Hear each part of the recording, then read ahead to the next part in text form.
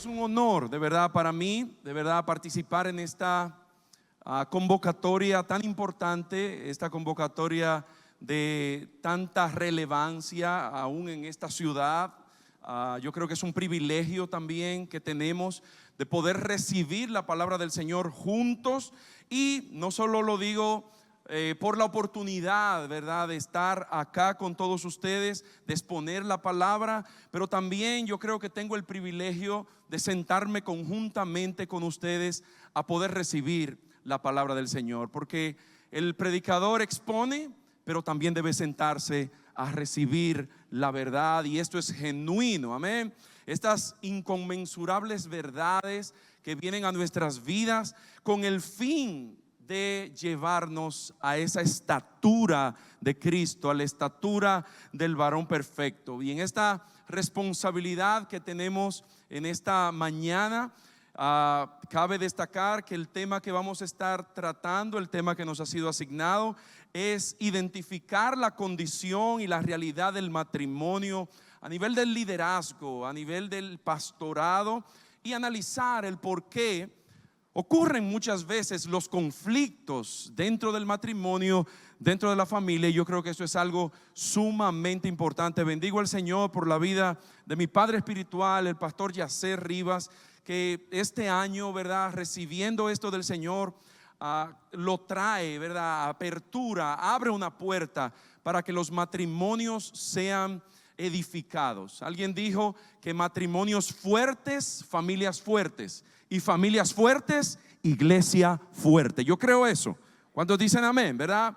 Ahora, en medio de este indagar y este confirmar muchas enseñanzas que ya hemos establecido en nuestra casa local, yo me hacía varias preguntas, y entre esas preguntas que me hacía, yo quisiera aperturar esta enseñanza haciéndola pública, estas preguntas, o expresándola de manera abierta. Y una de esas preguntas que yo me hacía es: ¿por qué, aunque seamos creyentes, aunque seamos pastores, tenemos conflicto en el matrimonio? ¿Por qué, aunque somos pastores, aunque somos líderes, aunque tenemos la palabra, hay conflictos en el matrimonio? ¿Por qué se divorcian los pastores? Yo sé que todos los que estamos aquí, de alguna manera nos hemos enterado que algún pastor se divorció. ¿Por qué se divorcian los pastores? Porque hay adulterio en matrimonios cristianos. ¿Por qué ocurre el adulterio entre matrimonios cristianos? Personas que se sientan cada domingo a escuchar la palabra del Señor, personas que están sometidas a Dios, personas que tienen un entendimiento claro, entre comillas, muchas veces, no digo que sean todas las veces, pero tienen un entendimiento claro de la palabra, de la verdad, del evangelio. Porque las estadísticas de divorcio entre creyentes cada día crecen sin control. ¿Por qué? ¿Por qué crecen estas estadísticas? Yo no sé si usted ha sabido, pero las estadísticas de divorcio dentro de la iglesia está creciendo de una manera incontrolable, y esto es preocupante. ¿Cuántos dicen amén? Ahora, hay una verdad, y yo quiero establecer esta verdad como una premisa dentro de esta enseñanza, y es que la manera en cómo me relaciono con mi cónyuge es directamente proporcional al nivel de verdad de la palabra que esté viviendo y al nivel de la revelación de la cruz que tenga. Yo voy a repetir eso. La manera en cómo yo me relaciono con mi cónyuge, sea en el ministerio, sea fuera del ministerio, como un asistente, un hijo de Dios en la iglesia, de la manera en cómo me relaciono con mi cónyuge es directamente proporcional al nivel de verdad de la palabra que esté viviendo y al nivel de revelación que yo tenga de la cruz de Cristo. Yo pudiera decir que es directamente proporcional a mi relación con Dios. Ojo, Yo pudiera decir, bueno, es directamente proporcional a mi relación con Dios, pero el asunto está en que muchas veces yo me relaciono con Dios de acuerdo a mis aspectos culturales evangélicos, de acuerdo a lo que al entendimiento que tengo de la cultura evangélica, y por eso muchas veces, ojo con esto, traducimos una buena relación con Dios por las veces que yo oro, o por las veces que voy a la iglesia, o por las disciplinas espirituales que yo pueda hacer. Y de hecho, las disciplinas espirituales son muy buenas. La oración, el ayuno, la lectura de la palabra es muy buena. Ahora, yo me encontré muchas veces haciendo estas disciplinas espirituales, orando, buscando la palabra, y leyendo la palabra y leyendo la Biblia en un año y ayunando, pero con poca vivencia de la palabra. Ojo, poca vivencia, poca expresión diaria, poca actitud diaria en pos de lo que ya me ha sido enseñado, de lo que ya he recibido. Entonces, por eso no se trata simplemente de relacionarme con Dios desde la cultura evangélica, que muchas veces aprendimos que entre esa cultura evangélica muchas veces tenemos muchas mentiras y tenemos un evangelio totalmente contrario a lo que la palabra de Dios declara. Usted puede decir amén aquí. Mis amados, ¿cómo crece entonces la comunión con Dios de manera genuina? ¿Cómo crece mi comunión con Dios de manera genuina? La comunión con Dios crece con el conocimiento y entendimiento que tenga del Dios a quien sirvo, y esto solamente viene por las Escrituras. Solamente viene por las Escrituras. Ahora, cuando nosotros tenemos la verdad de las Escrituras en el corazón y la vivimos, porque ahí es que está la diferencia, no en saberla, sino en entonces nos convertimos en una expresión viva de la gracia de Dios. No se trata solo de ayunar, sino de saber y conocer al Dios por el cual estoy ayunando. No se trata de tener información bíblica, sino de saber y conocer al Dios que estoy conociendo, al Dios todopoderoso, al Dios eterno. ¿O no se acuerdan de Job? Job diezmaba por sus hijos, mi hermano. Dice la palabra que Job era un hombre justo. Y cuando llegó el día de la prueba, al final de sus días, usted conoce la historia más que yo, que dice Job. ¿De qué? De oídas te había oído, mas ahora mis ojos te ven. Yo me voy a sentar ahora para que tú me enseñes. O sea, que Job no conocía a Dios. Bueno, mis amados, cuando tenemos la verdad de las Escrituras, si usted está escribiendo, escribe estos dos principios. Cuando usted tiene la verdad de las Escrituras en el corazón y usted la vive, usted se convierte en una expresión viva de la gracia de Dios. Segundo, si tienes una revelación correcta de la cruz de Cristo, entonces vas a morir constantemente a tus deseos egocéntricos, y esto va a ir en gozo, en bendición y en fruto, no solamente para tu vida, pero para tu matrimonio.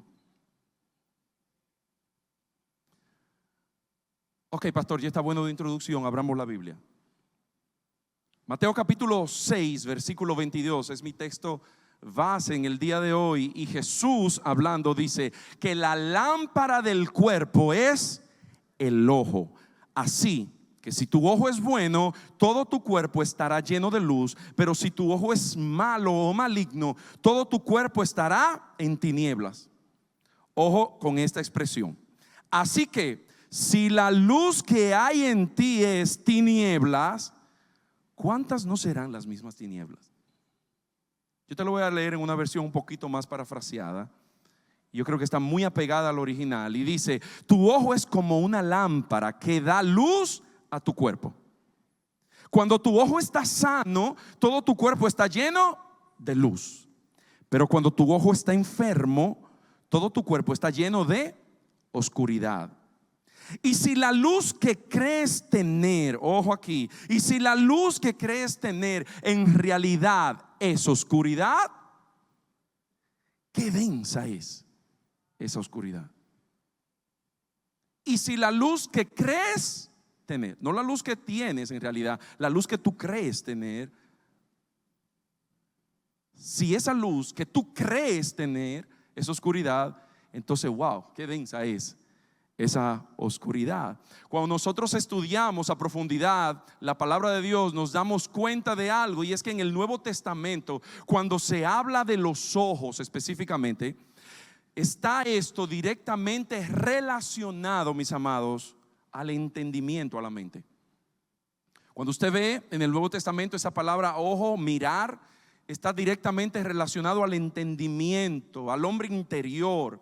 Entonces, por eso es que vemos a Pablo orar con los efesios, y Pablo en el capítulo 1 versículos 17 y 18 dice: para que Dios, el Dios de nuestro Señor Jesucristo, que es lo que nos hablaba la pastora Vilma hace un momentito, dice: el Padre de gloria os dé espíritu de sabiduría y de revelación para su conocimiento. Versículo 18: alumbrando ¿qué? Los ojos de vuestro entendimiento, para que sepáis cuál sea la esperanza de su vocación y cuáles las riquezas de la gloria de la herencia de los santos. Alumbrando ¿qué? Los ojos de vuestro entendimiento. Oh, pero mi entendimiento tiene ojos. Sí, está directamente relacionado. Cuando vemos a Santiago capítulo 1 versículo 25, dice Santiago: mas el que mira atentamente en la perfecta ley, que es la de la libertad. Ojo, mas el que mira, o el que mirando atentamente la perfecta ley, que es la de la libertad, y perseverando en ella, no siendo oidor olvidadizo, sino hacedor de la obra, este tal será bienaventurado en su hecho. ¿Ven que no es un asunto de información? Es un asunto de práctica. ¿Ven que dice mirando atentamente? ¿No dice oyendo? Marcos capítulo 4 versículos 23 y 24 dice: si alguno tiene oídos para oír, Jesús hablando, que oiga. Si alguno tiene oído para oír, oiga. Pero le dijo también algo muy importante. Le dijo: mirad. ¿Lo qué? Dile que está al lado: mirad lo que oís. Se trata de mirar atentamente. Mirad lo que oís. Esto es sumamente importante. Gestiónelo en su interior, genérelo, atiéndalo. Porque con la medida que medís os seréis medidos, y aún se os añadirá a vosotros lo que oís. Ahora miren esta versión con ese mismo texto, mis amados. La versión NTV dice lo siguiente de este texto: Marcos capítulo 4 versículo 23 y 24. El 23 y el 24 dice: el que tenga oído para oír, debiera escuchar. ¿Y qué más? Esto no se trata de oír solamente, se trata de entender. Versículo 24. Entonces luego él agrega: presten entonces ¿qué? Mucha atención a lo que oyen. Cuanto más atentamente escuchen, tanto más entendimiento les será dado, y se les dará aún más. Ojo, mirada, entendimiento. Ojo, mirada, entendimiento. La lámpara del cuerpo es el ojo. No se me desconecten ahí. Colosenses capítulo 3 versículo 1: si pues habéis resucitado con Cristo, buscad las cosas de arriba, donde está Cristo sentado a la diestra de Dios. Versículo 2 de Colosenses capítulo 3. Poned la mira, ¿dónde? No escuches el cielo, pon la mira. A mí me asusta mucho cuando alguien dijo o dice: yo oí la voz de Dios, pero ¿la miraste? Dios me dijo. Hay gente que oye, pero hay pocos que atienden. Pastor, pero esto no es una conferencia para matrimonios. Sí, pero si tú no atiendes, si tú no entiendes, si tú no prestas atención, entonces no vas a partir por Matrimonio Salvo 101. ¿Cuántos recuerdan a una señora llamada Lidia en Hechos capítulo 16? Dice que una mujer llamada Lidia, vendedora de púrpura, en el versículo 14 de Hechos capítulo 16, dice que era de una ciudad llamada Tiatira y que adoraba a Dios. Ella estaba oyendo el mensaje que Pablo estaba hablando en ese momento y dice que Dios le abrió el corazón. El corazón de la cual abrió el Señor. ¿Para qué? ¿Para qué? Para que estuviese atenta a lo que Pablo decía.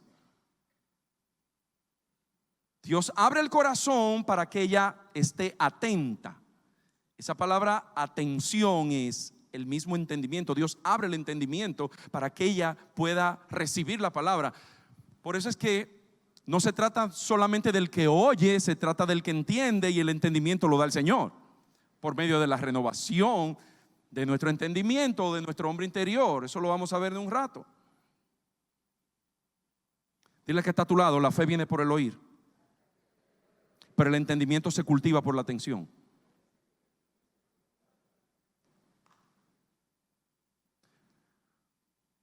¿Cuántos llegaron? La fe viene por el oír, el entendimiento se cultiva por la atención. Por eso es que hay gente con mucha fe, entre comillas, pero con poco entendimiento, porque no atiende. De hecho, aquí hay gente que está oyendo solamente. Yo espero que no seas tú. Pero hay otros que están oyendo y atendiendo. Oyendo y atendiendo. Y si tú eres de eso, di amén.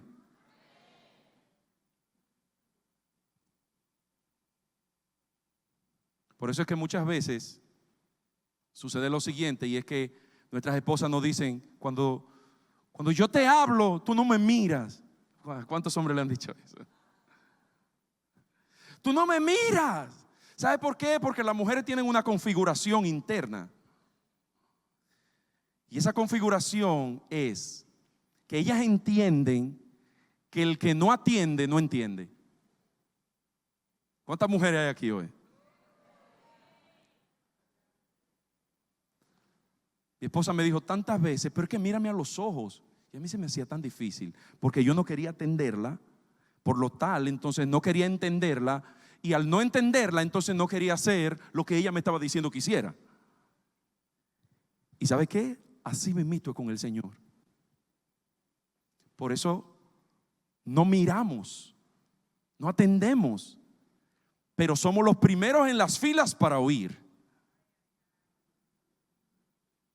Vamos a oír porque ahí se está dando una palabra. Vamos a ver porque ahí, vamos a oír porque ahí están hablando lo que se está hablando ahora, la verdad presente. Y salimos de ahí, ¿sabes a qué? A buscar otro lugar para seguir oyendo. Y cuando vemos las vidas, están vacías, sin frutos. Pero eso no es aquí hoy. ¿Cuántos dicen amén? Entonces, ¿qué es lo que Jesús está tratando de decir con esta fraseología? Ojo bueno, ojo malo. Ojo bueno, ojo malo. Eso es lo que Jesús está hablando en esta palabra en Marcos capítulo 6, 23, 24. Si tú tienes un ojo bueno, entonces todo tu cuerpo, toda tu vida está llena de luz. Si tú tienes un ojo malo, entonces toda tu vida estará ¿en qué? En tinieblas. Entonces es simple. Lo que Jesús, de acuerdo a toda esta exégesis de versículos que vimos acá, está tratando de decirle a esos que están allí es: ojo bueno, entendimiento iluminado o renovado. Ojo malo, entendimiento oscurecido o en tinieblas. Aquel que tiene un ojo bueno está en luz, y el que está en luz puede ver. El que tiene un entendimiento entenebrecido o en tinieblas no puede ver. Entonces, si tú tienes un entendimiento oscurecido o en tinieblas, entonces tu ojo es malo, dice Jesús. Si tú tienes entonces un entendimiento iluminado, tu ojo es bueno. Entonces hay unos que tienen en ese texto una vida en tinieblas, hay otros que tienen una vida en luz. Hay unos que tienen un entendimiento renovado, hay otros que entonces tienen un entendimiento en tinieblas. Mis amados, caemos en oscuridad, caemos en tiniebla, caemos en un entendimiento entenebrecido cuando nosotros ignoramos, cuando nosotros no queremos ver algo que es simple, algo que es sencillo, pero algo que es sumamente profundo. ¿Y sabes qué es? Dile al que está al lado, el evangelio. Caemos en tiniebla cuando no queremos ver el evangelio, cuando no tenemos una atención al evangelio, sino a nosotros mismos. Y el evangelio, yo vengo a decirte que es más que una predicación a los impíos. El evangelio es mucho más que predicarle al impío para que se salve. El evangelio, mis amados, es la buena noticia. ¿Sabe sobre qué? Sobre el diseño, la intención y la voluntad de Dios. Eso es el evangelio. Si no tenías ese concepto del evangelio, ese es el evangelio. En esencia, el evangelio es la buena noticia sobre el diseño de Dios, sobre la intención de Dios y sobre la voluntad de Dios. ¿Y qué es lo que está haciendo el Espíritu de Dios en este tiempo en la iglesia? ¿Cuál es la misión del Espíritu? Tanto que hablamos muchas veces del Espíritu y del Espíritu de Dios y del Espíritu Santo. Ahora, ¿cuál es la misión del Espíritu? El Espíritu nos está llevando al evangelio para renovar nuestro entendimiento. Eso es lo que está haciendo el Espíritu. ¿Por qué? Porque el Espíritu, dijo Jesús, que vendría a ¿qué? A guiarnos a toda verdad. Entonces, si nos guía a toda verdad, nos está guiando a Cristo. Y Cristo entonces lo que nos expresa por medio de su vida, por medio del Espíritu, es el evangelio. ¿Estamos de acuerdo ahí? Entonces, mis amados, un entendimiento iluminado, un entendimiento en luz es consecuencia de el Espíritu Santo guiándonos a conocer a Dios por medio de su palabra. Entre paréntesis, el evangelio. Y al conocer a Dios, entonces, ¿qué pasa con nosotros? Llegamos a una correcta perspectiva sobre nosotros mismos. El Espíritu nos ilumina, renueva nuestro entendimiento, nos guía a la verdad de la palabra, nos guía al evangelio, a conocer a Dios. Entonces llegamos a una correcta perspectiva sobre nosotros mismos. Y yo te voy a decir algo más: sin un claro entendimiento, mis amados, sin un claro conocimiento de Dios, nosotros tendremos un entendimiento en banca rota y una perspectiva errada sobre nosotros mismos. Por eso es que es tan importante tener un entendimiento renovado o iluminado. Por eso es tan importante tener un cuerpo lleno de luz o una vida llena de luz. Porque es que tendremos un entendimiento de nosotros totalmente distorsionado de la verdad y de la realidad a la que fuimos creados por Dios. ¿Y sabes cuál es la consecuencia de tener una perspectiva errada sobre nosotros mismos? ¿Sabes cuál es la consecuencia de eso? Y eso es más serio de lo que nosotros creemos muchas veces. La consecuencia de esto es hombre al centro, antropocentrismo al cuadrado.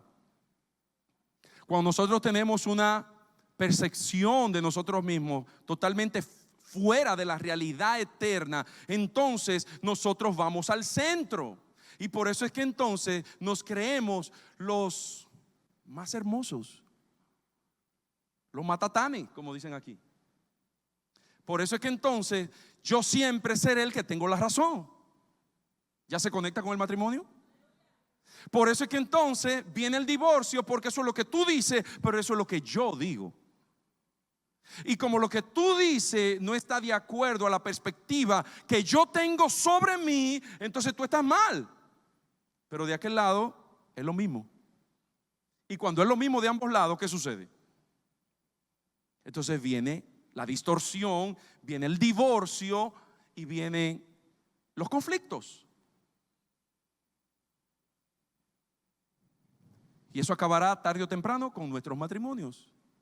Sean evangélicos o sean impíos, sean cristianos o sean pentecostales, sean de cualquier denominación que usted crea. Por eso dile al que está al lado, esto es muy serio. Y por eso es que según el texto, que es tan importante, que leímos en Mateo capítulo 6, podemos identificar a dos grupos. Hay un primer grupo que son los que están en Cristo. Esos son los que están es como en virtud de lo que el Espíritu diga, lo que el Espíritu lo guíe. Y el Espíritu lo está guiando a Cristo, lo está guiando al Evangelio, para poder tener una buena perspectiva sobre sí mismo.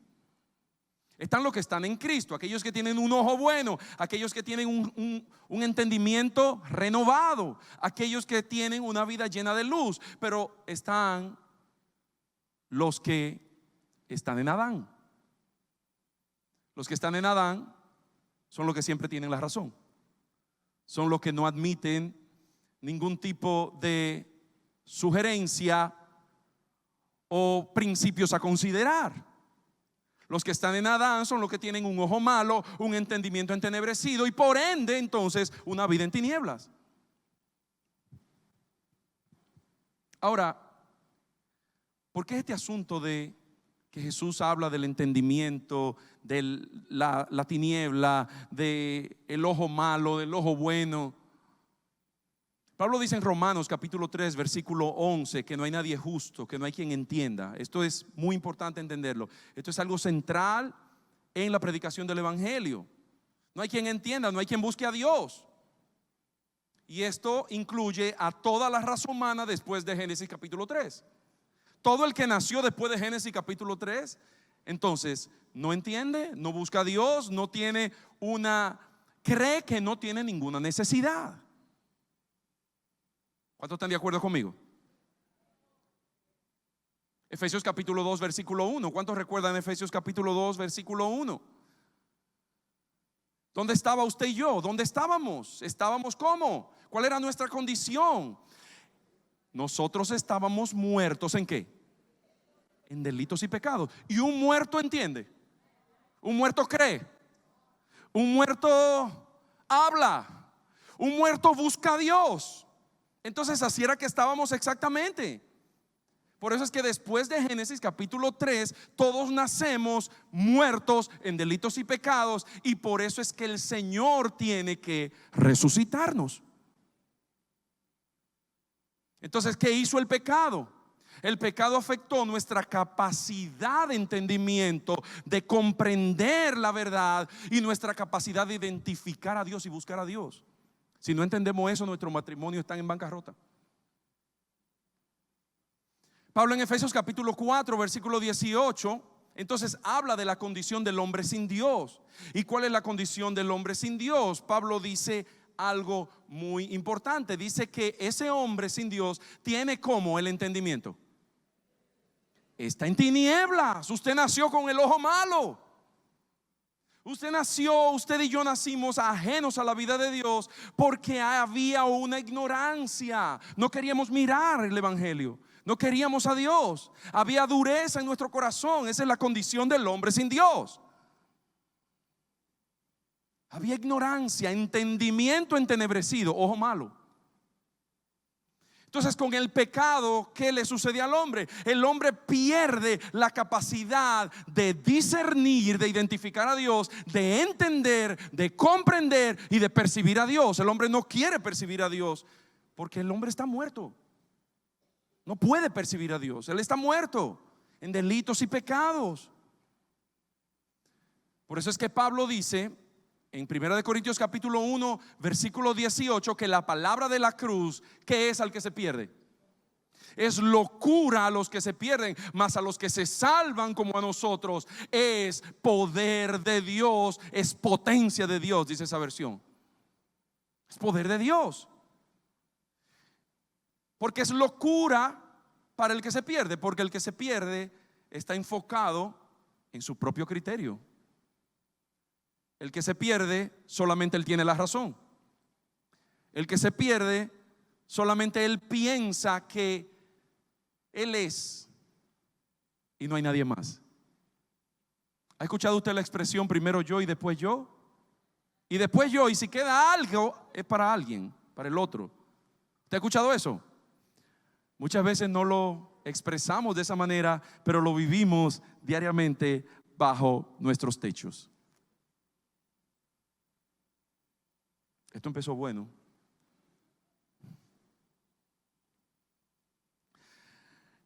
En el capítulo 2 entonces Pablo dice que el hombre natural no percibe las cosas que son del Espíritu y él no la puede, ¿qué? Él no la puede entender porque él no tiene entendimiento, porque se han de discernir de qué forma, espiritualmente. Entonces Adán tiene una condición y la condición de Adán es muerte espiritual. La condición de Adán es muerte. Ok, pastor, sí, ya eso lo sabemos. Todos nacimos bajo un entendimiento totalmente cubierto, eclipsado por el pecado.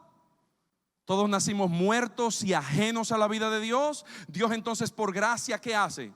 Nos revela a Cristo, nos resucita, nos pone en nosotros su espíritu y nos guía a su verdad para que seamos restaurados. Y esa es la condición de la iglesia en este momento específicamente. Esa es la condición de todos nosotros. No hemos todavía llegado a la perfección, pero estamos siendo restaurados, estamos siendo perfeccionados, porque llegará un día en el que Él aparecerá a buscarse a sí mismo, y eso somos tú y yo. Estamos en ese proceso de perfeccionamiento. Esa es la condición de la iglesia. Hoy vivimos en Cristo. Romanos capítulo 8 versículo 1 dice que para los que están en Cristo no hay condenación. Esto para los que no andan conforme a Adán. Aquí vuelve y se daña la cosa, pastor. Déjeme con los aplausos. Ay, no, porque estamos siendo perfeccionados. Esto es para los que no andan conforme a Adán, conforme al ojo con el cual nacieron, conforme al entendimiento con el cual fueron concebidos. En pecado me concibió mi madre, dice el salmista. No hay condenación para ellos. Esto es a los que andan conforme a el Espíritu. El Espíritu que nos está guiando a la verdad de la palabra que es Cristo mismo, y esa palabra está siendo expresada por medio del Evangelio. Entonces, dicho todo esto, mis amados, ¿dónde es que radica el mayor de los peligros? Para nuestro matrimonio, para nuestra vida espiritual, para todo. ¿Dónde es que radica el mayor de los peligros? ¿Qué es lo más delicado en todo esto que hemos hablado?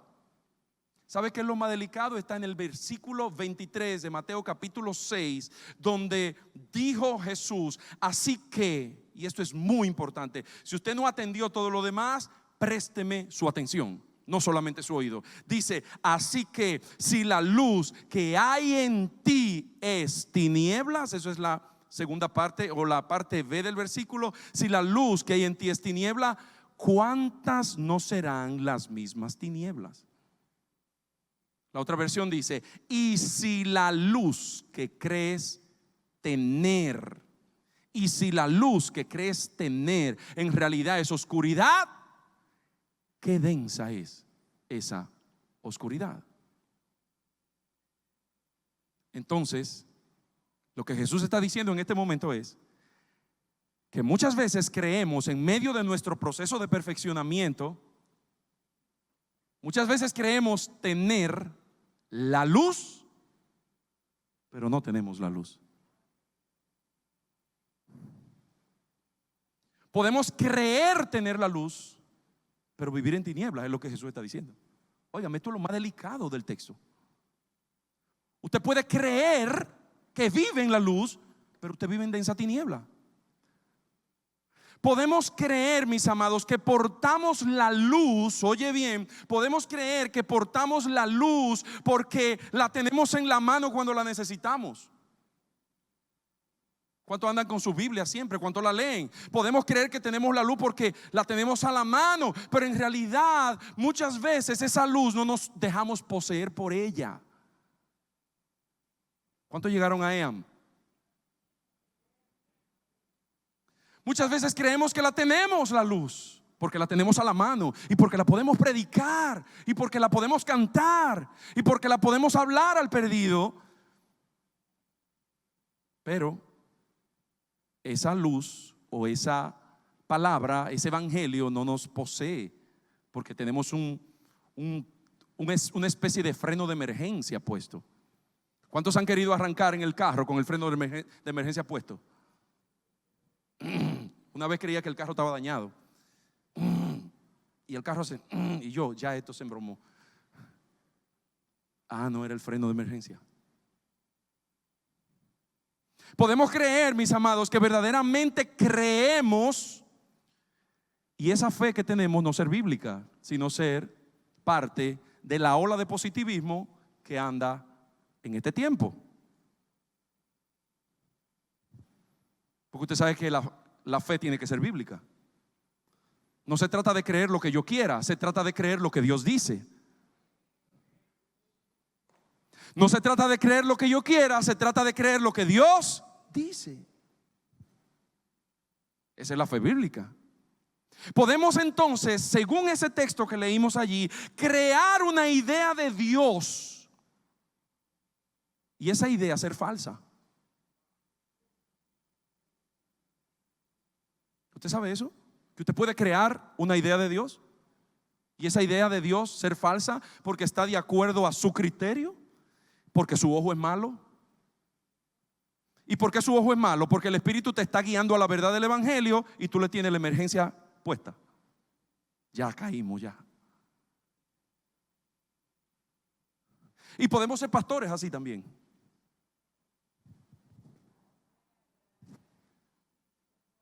Podemos crear entonces una imagen, mis amados, de nosotros mismos y de la verdad de las Escrituras aún. Eso es lo que está diciendo el texto. Vamos a verlo. Versículo 23 de Mateo capítulo 6.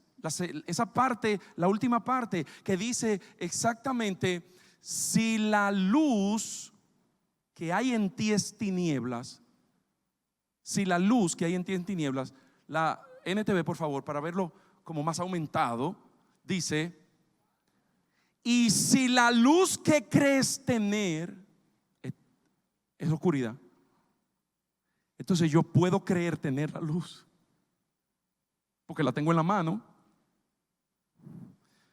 Yo puedo creer que la imagen de Dios es exactamente a la que yo creé dentro de mí.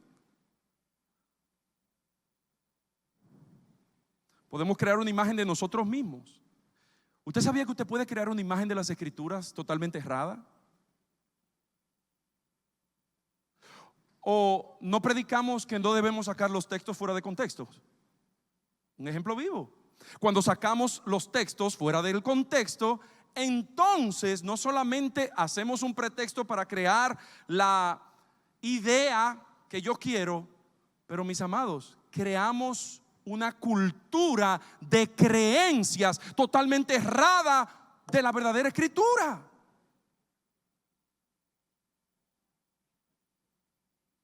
¿Cuántos dicen amén?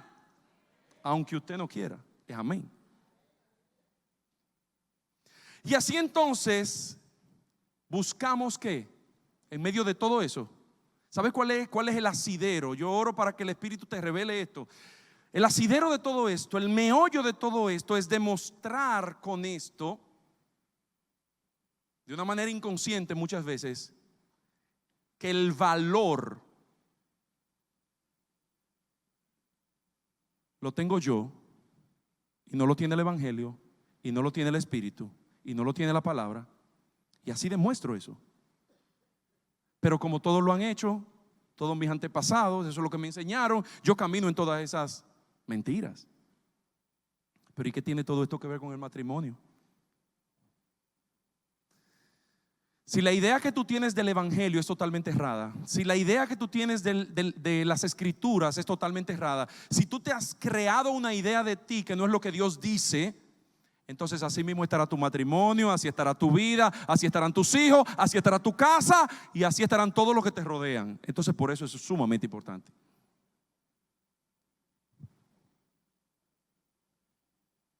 Entonces ahí vendrán los conflictos. Por eso, mis amados, podemos muchas veces creer, tener la luz y estar en densas tinieblas muchas veces. Si en el asiento de nuestra mente, si en el asiento de nuestro entendimiento, si en el asiento de nuestro hombre interior está gobernando Adán, nuestras familias vivirán en densa oscuridad. ¿Hay hombres aquí? Nuestra responsabilidad es muy seria, porque la palabra dice que somos cabeza de hogar. Yo no voy a entrar ahí, eso le tocará a otro. Pero ¿cómo es esto, pastor? Sí, yo te voy a decir más.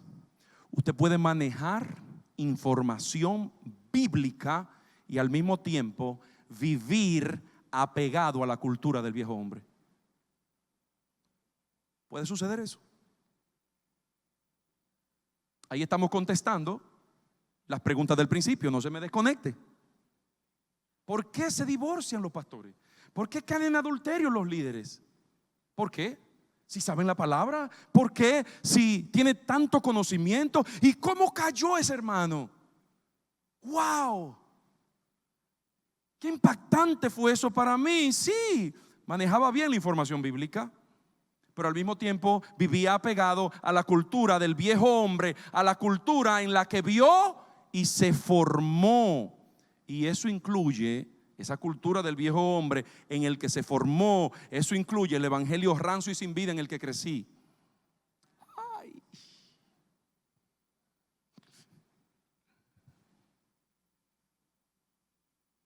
Sí, porque se creó una cultura. Crecí en un evangelio rancio. Y yo no estoy hablando de ustedes, yo estoy hablando de mí.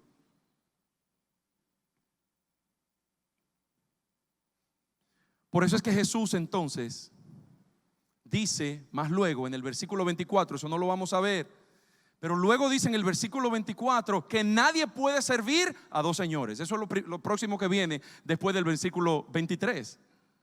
Nadie puede servir a dos señores, porque va a aborrecer a uno y va a amar a otro, estimará a uno y menospreciará al otro. Nadie puede servir a Dios y a Mamón, a las riquezas. Ahora, las riquezas, mis amados, no es necesariamente, o el dinero no es necesariamente lo que el hombre persigue.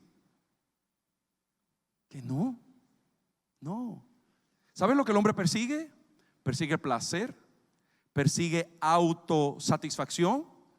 El hombre persigue la fama. El hombre persigue lo que lo levanta a sí mismo. Entonces el dinero viene a ser el recurso que lo lleva a cumplir ese sueño. ¿Ya entendimos?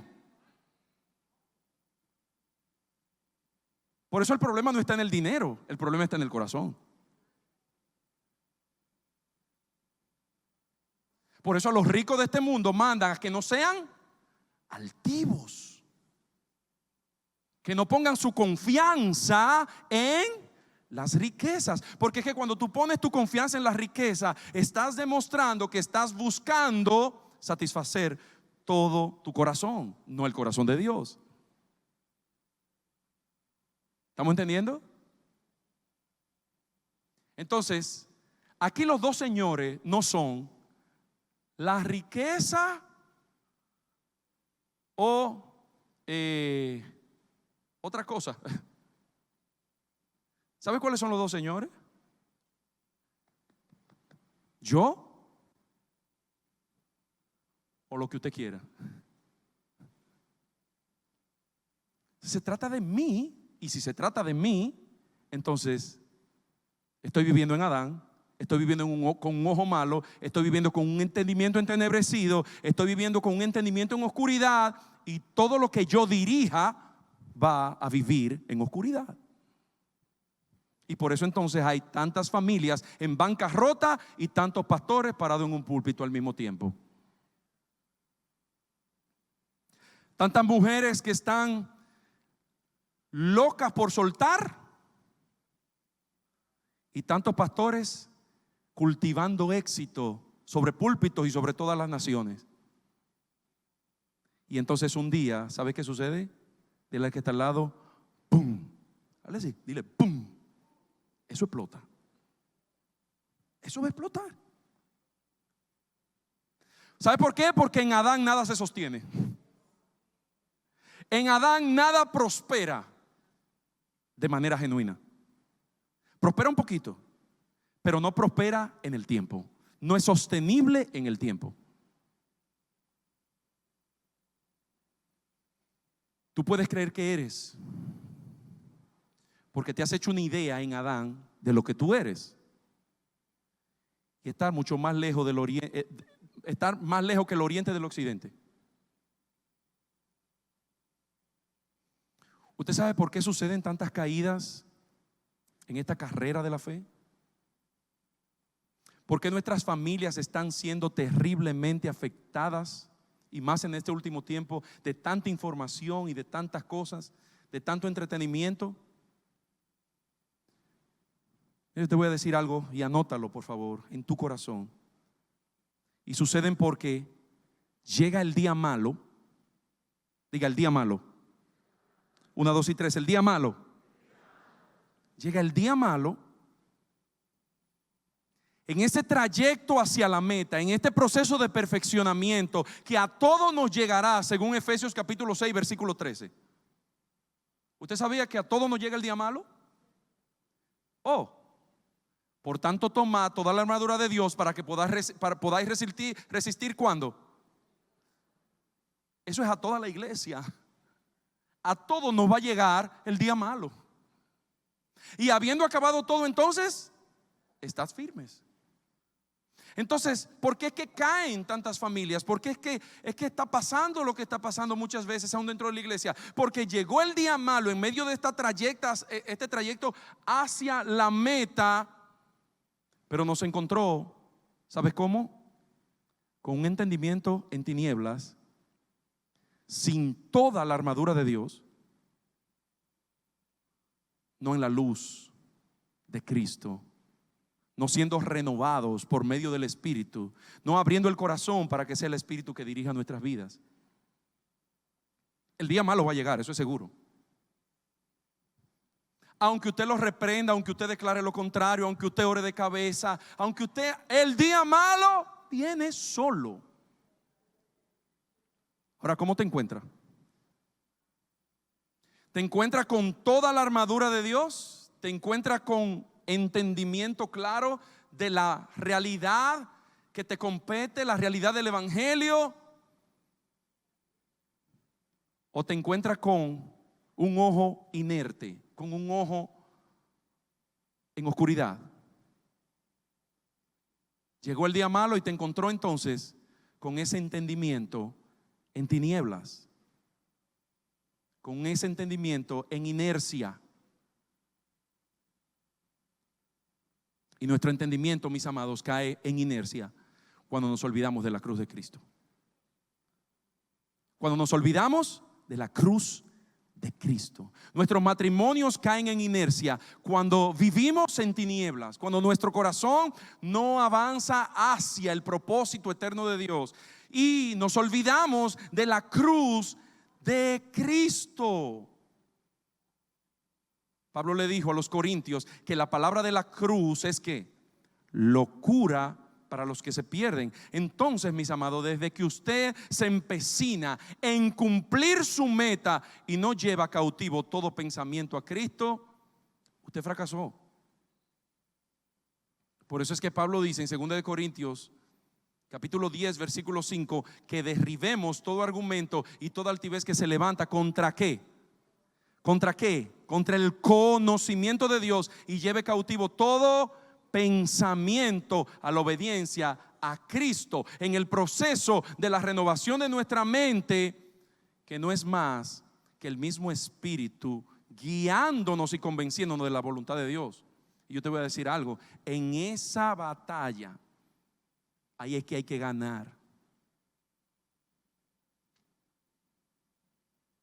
Porque hay una lucha en medio de este transitar. Hay una lucha. ¿La lucha de qué? De los pensamientos del viejo hombre, de los registros de ese viejo hombre y de la guianza del Espíritu a la cruz de Cristo. Porque el Espíritu nos está guiando al Evangelio, nos está guiando a la palabra, a la verdad eterna. Y esa verdad eterna viene incluida con una manera en cómo yo debo caminar. Y esa manera es en dirección a la cruz de Cristo. ¿Cómo es eso? Yo no estoy hablando del palo cruzado. Yo no estoy hablando de ese día en el que crucificaron a Cristo. Mis amados, yo estoy hablando de esa expresión que dijo Jesús: que todo el que quiera venir en pos de mí, niéguese a sí mismo, tome ¿qué? Su cruz cada día y sígame.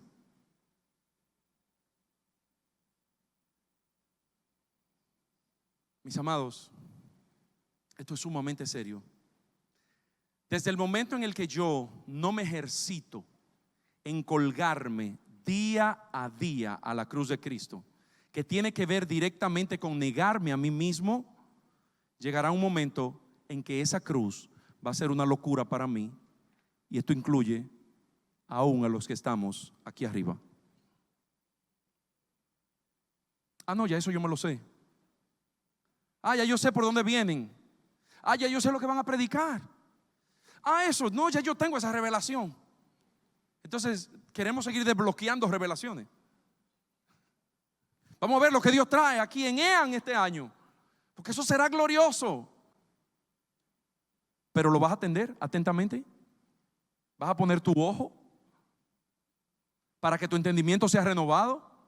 Para que puedas volver al punto desde donde Dios te sacó y te formó, al propósito eterno de Dios. Cuando yo hablo de la cruz, mis amados, esto atañe directamente a lo que yo sé que Dios quiere que yo sacrifique, y como respuesta entonces vivir en total dependencia a la gracia de Dios. Eso es la cruz de Cristo. Y si eso es locura para ti diariamente, entonces tu devoción está en peligro, tu cotidianidad está en peligro. Nuestra cotidianidad se puede ver muy, muy apeligrada. Si tú y yo no nos ejercitamos en vivir en el diseño de Dios, en la vida del Espíritu, los que viven en el Espíritu, los que están en el Espíritu, si no renunciamos a la vieja cultura de ese evangelio rancio y muerto, y con ella, con esa renuncia, también renunciamos a los aliados a ella. No sé si usted me está entendiendo. Porque muchas veces renunciamos a esa cultura rancia y vieja del evangelio totalmente sin fruto en el que vivimos. Lo entendemos, lo conocemos, nos lo predican, pero vivimos aliados a todos aquellos que tienen la misma cultura. Y el que se junta con perro al año, y el que se junta con cojo, y todos los demás modismos y refranes que usted entienda, pero aplíqueselo y compréndalo. No se trata solamente de conocer, se trata de vivir, pero no se trata solamente de vivir, se trata de también desconectarme de aquellos que no van a sumar dentro de esta jornada.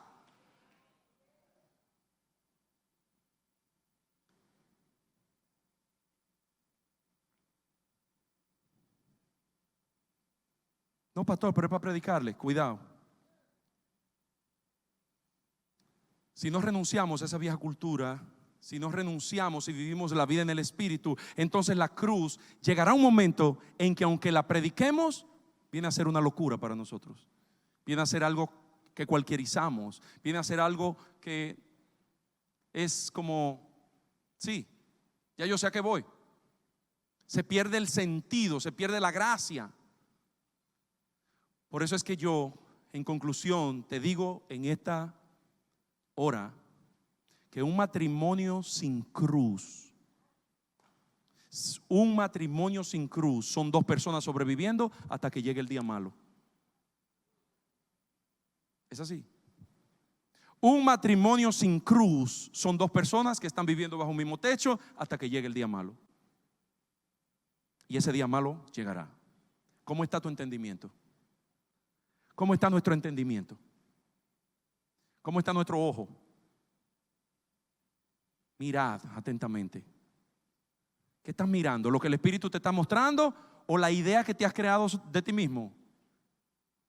¿Qué estás mirando? ¿El verdadero evangelio al que el Espíritu te está guiando o estás mirando atentamente la ley de Dios por medio de la guianza del Espíritu? Por eso es que mi versículo bandera, y yo oro que así sea por siempre, es Gálatas capítulo 2 versículo 20, que muchos de nosotros no sabemos, y dice: con Cristo estoy juntamente, ya no vivo yo, mas vive Cristo en mí, y lo que ahora vivo en este cuerpo, lo vivo en la fe del Hijo de Dios, el cual me amó y se entregó a sí mismo por mí. No se trata de cultivar éxitos en una plataforma. No se trata de cultivar éxitos andando por el mundo. Se trata de vivir la vida en el Hijo de Dios, colgado a la cruz, a mis deseos, a mis pasiones y a lo que yo creo, por lo que me he formado. Se trata de dejarme guiar por el Espíritu. Se trata de vivir la vida del Espíritu. Y se trata de caminar de acuerdo a lo que Dios ha establecido en su palabra, no de acuerdo a lo que yo he establecido por lo que he aprendido distorsionadamente en la cultura en la que me he criado. Y te estoy hablando de mí. Por eso es que si tu cuerpo está lleno de luz, es porque tiene un entendimiento renovado. Se está dejando renovar por medio del Espíritu. Por eso es que la meta del matrimonio no es comprar una casa. Por eso es que la meta primordial del matrimonio no es comprar un carro. La meta del matrimonio no es salir al ministerio y vivir en el ministerio.